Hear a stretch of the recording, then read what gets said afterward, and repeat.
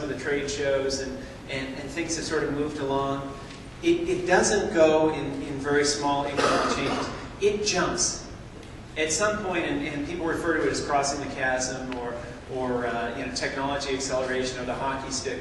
But there's a point where the maturation of the new technology gets so stabilized, performance, cost benefit, and value to the customer makes that jump. And I think we're on the cusp of it now. Just seeing some of the things that we've seen over the past 6 months, it really seems like this game, and we've been at this more than 6 years now, so we've had a good view on things. And it really looks like things have finally sort of crossed that chasm.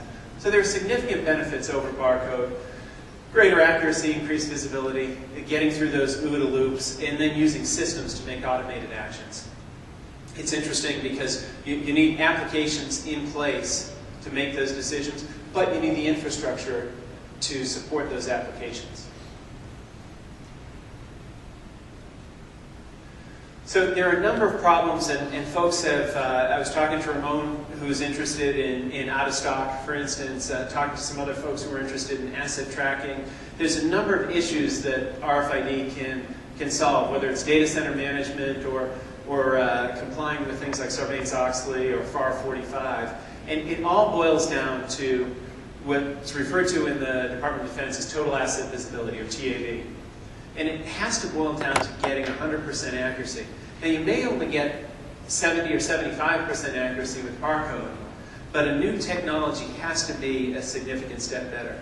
And we're at the point where getting 100% accuracy in TAV is possible. It's not possible with every technology. And if you look at some of the benchmarks we've done in the past couple of months, you can see that it's clearly possible, but it's not off the shelf. And you're going to hear about more of that today from Chris and Daniel and a few other folks. But you have to use some very conscious decision making in terms of what you choose for a solution. You're going to hear a lot of information out there during the trade show when you walk around the shows. A lot of it's going to be marketing hype and slideware. A lot of it will be real. It's funny, I'll talk about the tourist and the experts in the next session, but the engineers who really have the good stuff that works don't know how to market it very well. The marketing guys, with all the slick slideware and everything else, they don't engineer so well. So you kind of have this strange dichotomy out there, but hopefully we'll help you navigate that a little bit. So people have wondered about global deployments. We've done the largest passive RFID deployment ever. And I'll give you a little bit of background on Odin so you know who's talking to you today. And hopefully we can establish the fact that we've got something that may be of interest to you in whatever application you're using. We deployed 71 facilities in the U.S. for the Department of Defense's Defense Logistics Agency. And we did it in 130 days. So pretty impressive in terms of the time schedule. We had a two-star general say to us, okay, Odin, your #1 task with this deployment, can anyone guess what it was? This is about 18 months ago. Anyone guess what our #1 task was in this two-star's mind? Odin, what's your mission? Anyone? You got it. Very good. Odin, your #1 mission is don't interrupt our mission. We're in a time of war, and we just said, yes, sir. So we had to have things very logistically so well down that we didn't interfere with them at all. So we did all sorts of pre-kitting. We had things done in the lab. So when we got on site, we had automated tools that did the deployment and configuration and acceptance testing. We got 100% accuracy on every portal, hundreds of portals deployed. And the DoD would only pay us after we pulled portals through there 10 times and got 100% read accuracy on each one of those things. And then they had a third party come in after our deployment to do an after-action rating. We got 8 pluses across the board. So it's something we're very proud. But more importantly, it proves that RFID is ready to scale on a global basis. And we've got a number of those case studies that we can talk about and we can share with you, from Johnson & Johnson to Airbus to the Marine Corps. So we're an objective third party. We don't make tags. We don't make readers. We're largely considered Switzerland.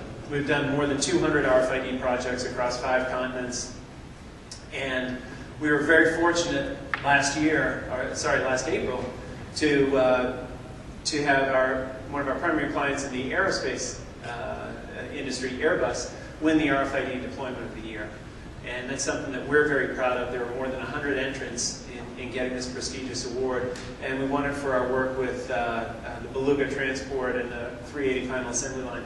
And actually, Chris Fenning, who you're going to hear from later today, was, there's Chris right in the back, was largely responsible for the start of that Beluga project that won that award. So you can talk to him if you have any questions if you're in the aerospace industry.